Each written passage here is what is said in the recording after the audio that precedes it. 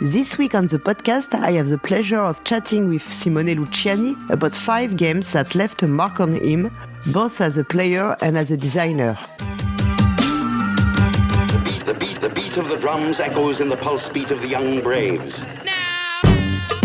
Salut les joueuses, salut les joueurs, je suis Paul Gara, nous sommes à Essen pour une nouvelle interview et je suis en compagnie de Simone Luciani.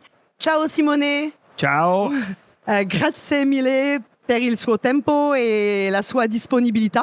Io sono molto felice perché tu sei il mio board game designer preferito. Adesso noi parliamo in inglese perché il mio italiano non è molto bene. Donc oui, je disais, on va parler en français et en anglais donc, pour l'interview.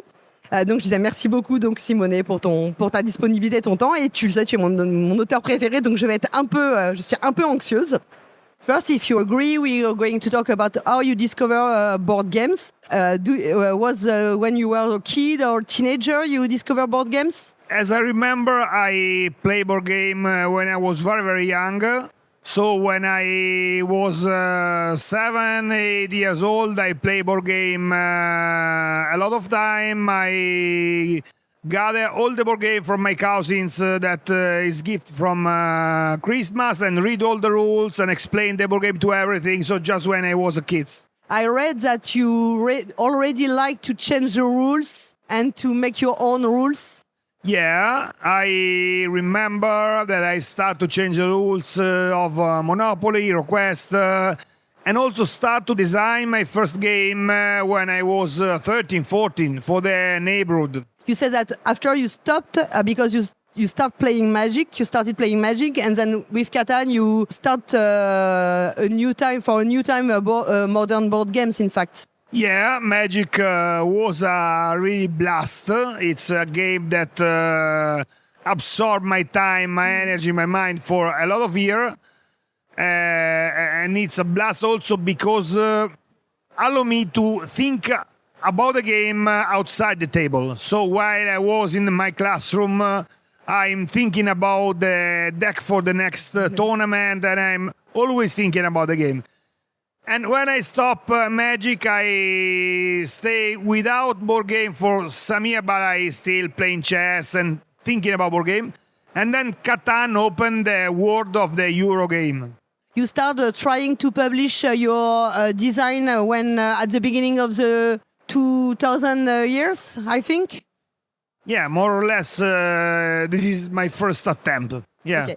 And I also read that you was an educator for children, and then you created games for them. I was educator for more or less 15 years, and I play a lot of board game with my kids, and also create game in a different way, because not only board game, but create game adventure for children. Okay. I also read that you said you were really inspired by Leo Colovini, and you also wrote a book about game design. In which way Leo Colovini influenced you? I read this book, and also I participate several times to the Premier Chimera. It is one of the most important prize for prototypes in Italy that Leo Colovini leads and organize. And I read this book, and for me, it's the start of a dream. So I see Leo as the most important Italian designer, and inspired me start to think me about this passion as a possible job, or at that moment not exactly a job, but something that I could realize. I could publish a game, how to publish it, and reach more people than my friends. I also read that you define being a game designer as being a sculptor, you mean? Yeah. Because you don't have to put things more, you have to take off things, and which sometimes we said you have to streamline, which is not so easy. It's really depend which kind of game you are designing, because really easy game probably is more about inspiration and a clever idea. It's more about, I found it game. But most of the games are a little bit more complex. it's about add and remove for a long time, like a shaping something. So, yeah, it feels me like a sculptor that passes a lot of time shaping the detail in the stone. You are very well known for your what we call Euro games, so maybe more expert board games. So they are more complicated. The rules are more complicated, and it's more difficult to streamline that such a game. It's not complicated to streamline them, but sometimes it's not good to streamline too much because people that like this kind of experience like to have a big world to explore. If it's too streamlined, you lose some part of the emotion. Okay. Then there are more games that are more easy to streamline and become more better and better streamlined. But I think some games is better that it's not so much streamlined than it is. So we are going to talk about the board games in your list. And we have already mentioned it. The first board game you chosen is Magic the Gathering, 1993, from Richard Garfield. You discovered it when you were a teenager, when the card games was released. Not exactly the year of release because they reached Italy little bit later. Don't know exactly, a couple of years later, but I was very young. And we try in a small convention in my birthplace and with my friend. And when after our first demo, we stand up and say, we need to have this game. So we force the dad of my friends to travel to another city because there is not yet the game. So we travel for 1 hour. To get this game and get back with some deck because we need to start to play immediately. Lots of board game designers mention Magic as very important for them because it's kind of first experience in game designing because you have to create your deck and to discover the potential interaction between cards. Absolutely. At that time, for me, is move away from game design because absorb so much my mind and my creativity because all the mind are thinking about create a new deck combining. Because for me, I think for a lot of game designer, the most fun experience of Magic is creating deck more than playing. Okay. So it's really crazy and change for me how I approach to the game because usually you sit at the table, you play and you have fun. And then I have fun while I'm not playing the game. So it's really something that changes our perspective about a game. So it's a really game-changing, like Dungeons and Dragons. So it's really a milestone. So you mean that it was more interesting for you to discover the interactions between cards than to win a game, for example? Yeah, absolutely. Magic is often described as a living system because it can change a lot and there are always new cards. It's something that you perceive when you play it? Yeah, absolutely. I don't like the collector part of the game because I'm not a big collector. I don't like to make collections. I like to spend a lot of money and time, but I appreciate a lot that the game changes. So you have a new challenge to face off. You create your deck, but then new card add to the pool, so you need to change your mind. So I like a lot this aspect. There is also something in Magic that this asymmetry is very assumed and with very strong powers. Often we say that Magic is inspired by Cosmic Encounter. It's something that we can feel in Marco Polo with these strong powers, this strong asymmetry in the characters we choose at the beginning of the game. Yeah. He used another way to give the experience of playing something different each time. So Magic break the rules of the game with each card, and Marco Polo break the rules of the game using a different character. But I never think till now, but there could be some similarities. Do you like or accept that a board game is not so balanced? What do you think about perfect balancing a board game? Because some players they really want to have balanced board games because they are more confident when the board games are balanced, and other players they want more of chaos when there are lots of asymmetry and strong powers. As a designer, I try to keep in mind the balancement and try to do my best because I know that some people like it a lot. As a player, it's not my main focus. My main focus is about emotion. So for me, if a character, it's take this one and win, it's too much.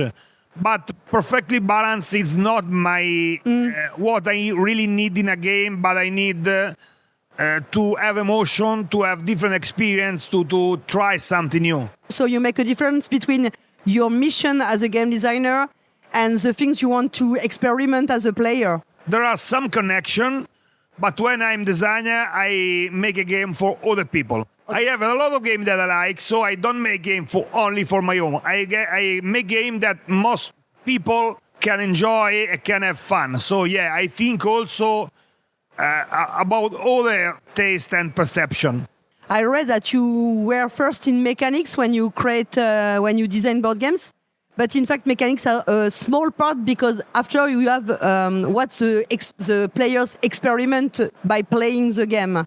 But the mechanics, you speak about mechanics and theme, or because mechanics is most of the time is what make you emotion. Okay. If you put emotion in the player, so mechanics are not something really dry. Okay. You can use mechanics to create emotion, interaction between the players. So you need to taking care, really pay a lot of attention to see how the mechanics connect to the player, connect the player between each other and between which win the game. Do you still play Magic today? I still play Magic for 30 years. I don't play in the last 6 months, but I'm continues to play online because I don't have time to buy card and exchange card. But online is super easy. Made a deck, do a game. I still play till 6 or 1 year ago. In Magic, each card is unique in a way. And in some of your board games, like Austria Hotel, the staff cards are all unique in the game. And in Rats of Wistar, I think the invention cards are unique. And that's something that you like, this having lots of cards, unique cards that can really change the game depending on what you have in your hand.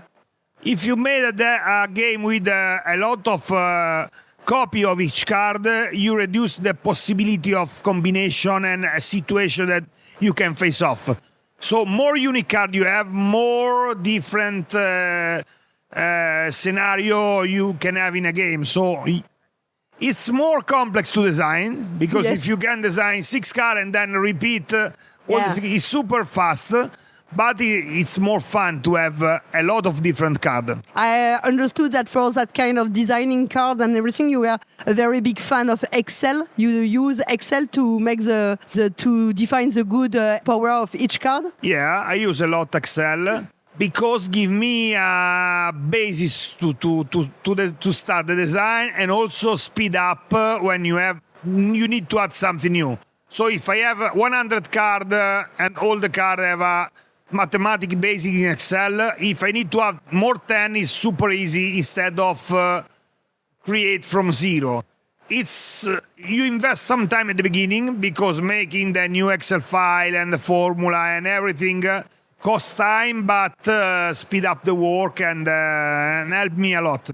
So we are going to talk about the next game, which is Catan 1995 by Klaus Teuber. We mentioned it previously that it was the modern board games that bring you back in board games and rather than Magic. How do you discover it? I played in a comic shop with a friend that introduced me to this game, and for me it's a blast because at that time in Italy there was really few game translated from the board game industry. There are the classic mass market game, but there are very few games of the modern era. So Catan introduced me and showed me that can be a different kind of board game except of trading card game. You can play with 4 players, and also I'm a big fan of video game where you explore, expand your area, gather resources like civilization and this kind.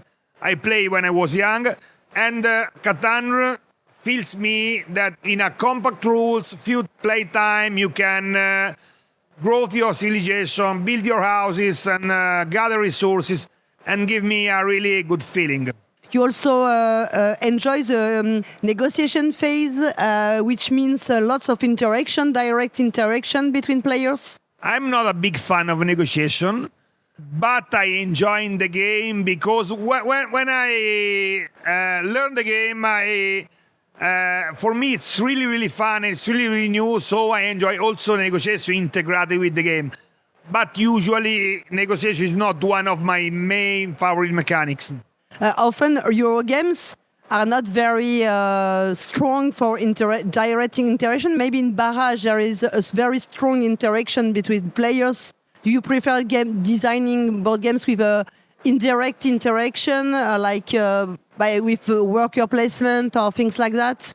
I don't have a strong preference of interaction, so as a player I enjoy game with strong interaction and game with low interaction, so I'm not a fan of one of the side. For me, both of sides have plus and malus, so interaction is interesting. You can create a different relationship between the player and you need to adapt your strategy. Low interaction makes the game faster, you can plan without any problem. The game flow usually is better. So more or less I like both sides. When I design, I try to follow the side that suit best for the game I am developing. So Barrage, the interaction is really connected to the game, so it's important that it is well developed.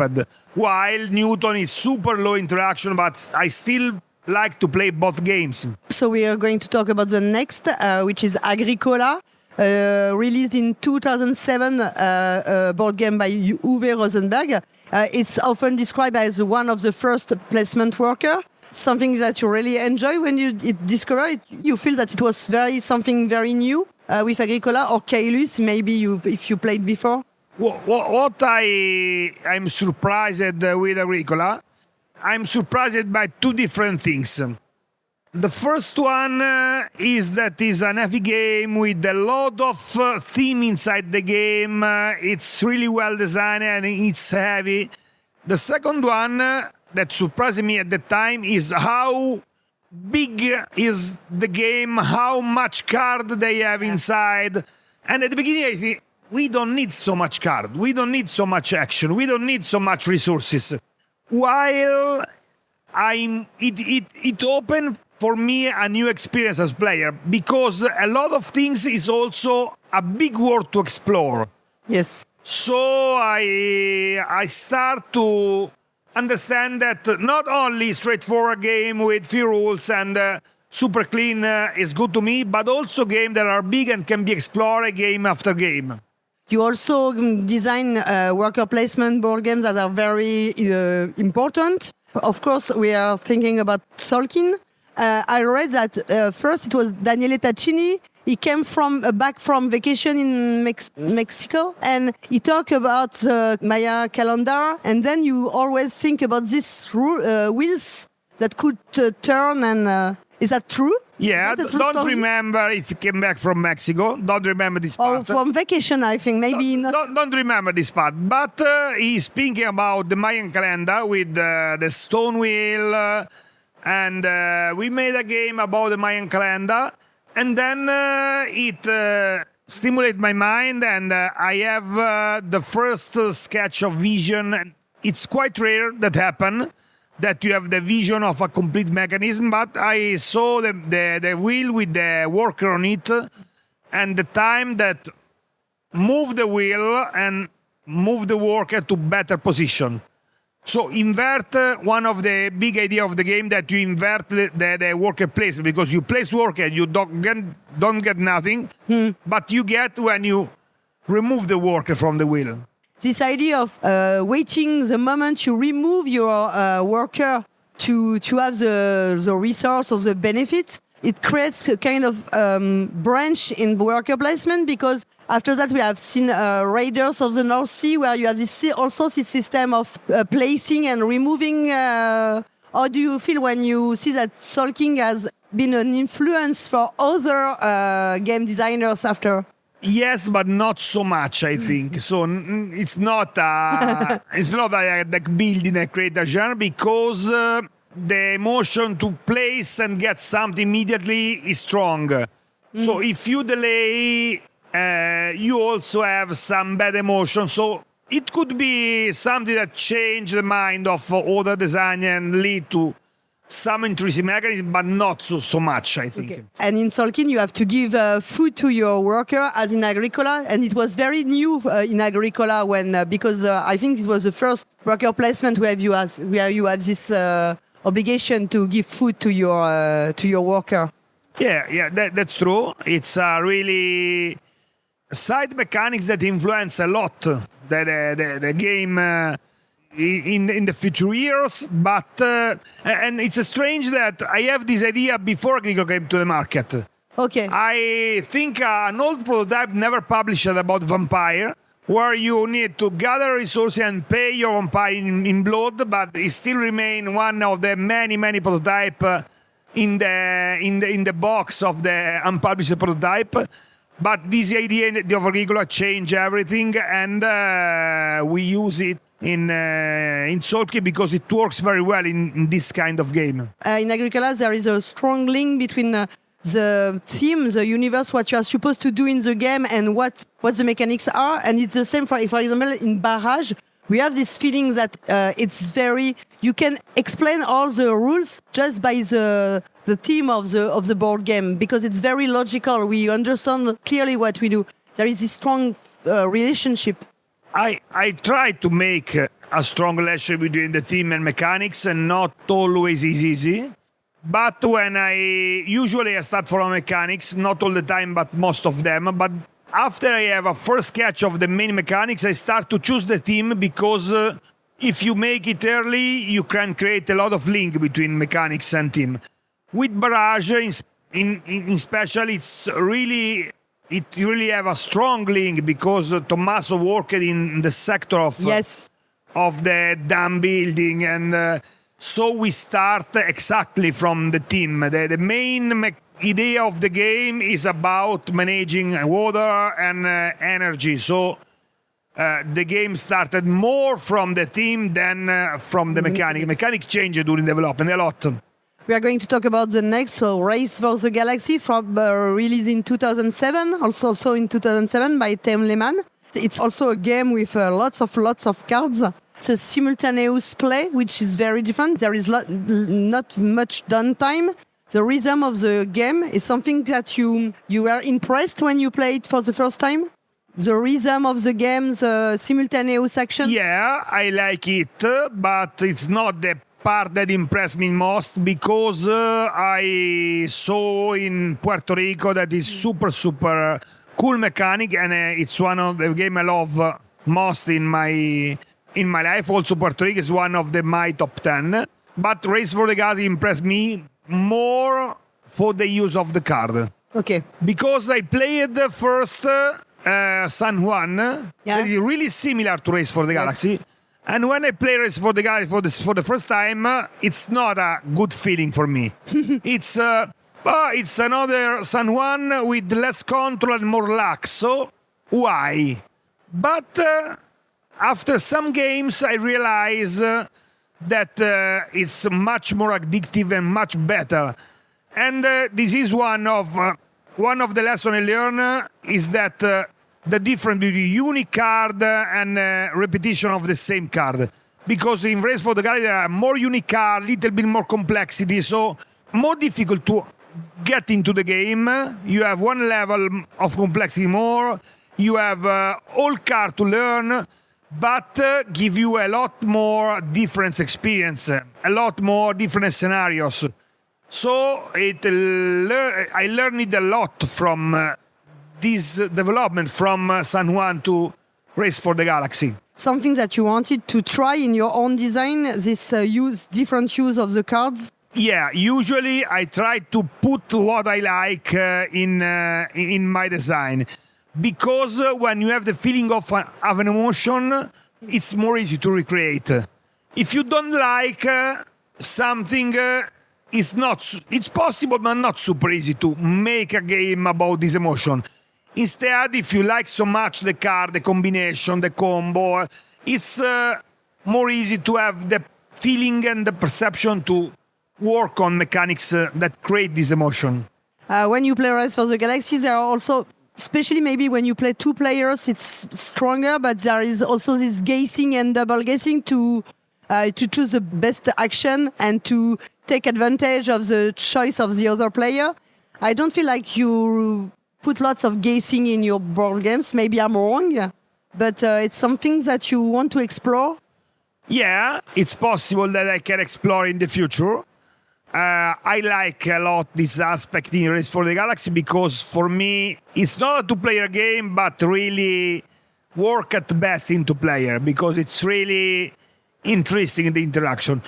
But it's one of the areas I could explore in the future. So we are going to talk about Terraforming Mars, released in 2016, a game by Jacob Rixelius. It's one of these expert board games that have lots of very huge success. Maybe huger than the little community of game expert players. What do you really enjoy? What have you enjoyed with Terraforming Mars? The cards? Yeah, probably the basis is cards. Yes. Absolutely. So most of the game I like most is involved about cards, interaction cards, and unique cards. The game did it in a complex game. And did it in a special way. So I like the aspect that each card tells you also a small story. It's really well detailed also on the theme, create a lot of kind of interaction, and how they work on the tag on the card. Each card is for you a goal and a resources. So I want to play this card but I need these 2 tags and I need to play another card to make the 2 tags that give me this card into play. And your mind always shining different goal, one each after other, and it's always satisfying for you. Also, my experience for the first game is meh, not super. But after the second one, I feel a game that I play more than 100 times in my life. Something I think personally interesting in Terraforming Mars is that things that you can choose to make one action or 2, and depending on the decision you make, it can change all the tempo of the game for you. In fact, it surprised me the first time I play because when I play my first round is why I don't have to play 2 action. Then you learn, and it's really interesting choice. On the other hand, it could lead a little bit to a longer game because if you want to be last, you're waiting, putting a single action in each turn and lead to a little bit longer game. So there is some bad side of this choice, but it's really interesting. Terraforming Mars, as I said, was a huge success. Maybe like Ark Nova, there expert board games that have lots of success, but we know that today expert board games it's more difficult because the prices are higher and players are not all the players, board game players. How this evolution influence your work because you are well known for expert board games, but I feel like in the last years you released lighter board games. I think Mesos, for example, it seems it's not so complicated than Nucleum, for example. It's something you have in mind, the evolution of the market? In reality, I design all kind of game. I start with the family game in Ticket to Ride style when I start to design, and most of them not published because at the beginning of my career, my first designed game is a more or less children card game because I like different challenge. And also one of my most selling game is really unknown in the board game industry because it's a game that sold more or less 70,000, 80,000 copies only in Italy. Okay. And it's a game about running through your house, finding an object and putting an object on the table. so it's for children, families, really crazy. But yeah, I like most designing game that involve strategy and plan and thinking. But I also like a lot the mid-level game. I'm changing also because I think that doing always the same things could be not super good for creativity. Repetition is... so I try, in the last 2 years, I try to go for something in the middle. Echoes of Time is released here. Adderstone is released here and is a middle-level game in the season area, in Race for the Galaxy area. And also next year I will have also a mid-level game on the market, plus some big one, because always designing big game. I haven't played Echoes of Time yet, but I played Mesos last year here in Essen.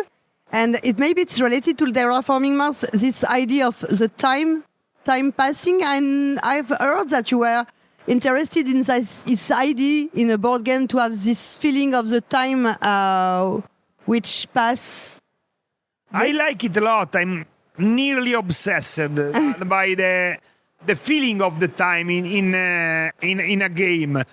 Probably is also because Magic have a strong element of timing. The timing theory Magic is at the basis of the maths of Magic, because you add only one land each round. And I put this passion in Barrage, in Tzolkin, but also Echoes of Time and another game that will come to the market next year. So I try to explore from different point of view the feeling of flow, or the flow of the time. Yes, flows. In Mesos, it was very strong, this flow of time, and the fact that the cards are going to be older, and maybe once at the moment they are not here anymore, you cannot buy it. It was very strong. Yeah, also I like that in the game there are some timing. So the event that come and you know that you have 1 or 2 rounds to react, it creates a flow that is not a line, but it's a movement. I have also the chance to play a prototype of a trick-taking game. You design. Do you play Scopa? As all Italian, I play trick-taking game, and I'm big fan also of the trick-taking mechanics. So I love so much the crew. I play the new game of trick-taking Lord of the Rings. So I like a lot how trick-taking growth in the modern game, because it's a super old mechanics, but have a really new life in the last years. I would like just to have a few words about the Grand Austria Hotel, because it's my favorite board game. So I want to take the occasion to ask you, how do you think about this theme of just having an hotel and managing clients, giving them food and drinks, and then how do you have the first idea? It was a mechanics or theme? We gather 2 ideas. Virginio and me, we are close friends from a long time, and he played Ishpan. And like the game, but don't like so much the idea of rolling the dice and luck when you take all the dice and you get a stronger action. So have the idea of the mechanic of the dice drafting. I have the idea of the theme, and we match together. So the old theme is a little bit different than the one published by Lookout, because you manage. The original name of the prototype was Osteria, and it's in the medieval in Italy, in the center of Italy, where you manage an inn. So more or less, all the elements are the same. So you have guests, you put in to sleep, you give them food, but it's different timing in different epoch. So. The publisher changed to the Vienna in the early 19, and I think it was a good choice. Yeah. So we are at the end of the interview. Is there something else you want to say, for example, about your new release or new projects? No, I'm really curious to see how this new game and simpler will be received by the player, because they like my complex game. So I have a little bit fear because they are, it's too simple. But for the moment, Edelstone and Ecos, we're receiving a good feedback. And also I'm really curious for the trick-taking game because at the moment we have a lot of good feedback from the tester and from the people that play it. So we'll see. Okay, thank you so much, Simone, for your time, availability. It was so cool for me to have this discussion. Et je remercie les auditeurs et auditrices qui suivent le podcast. Et bientôt pour une prochaine émission. Salut! Thank you for your time and your passion.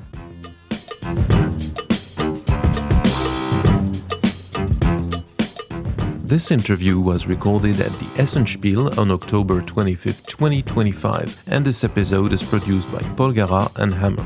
Our show is completely independent.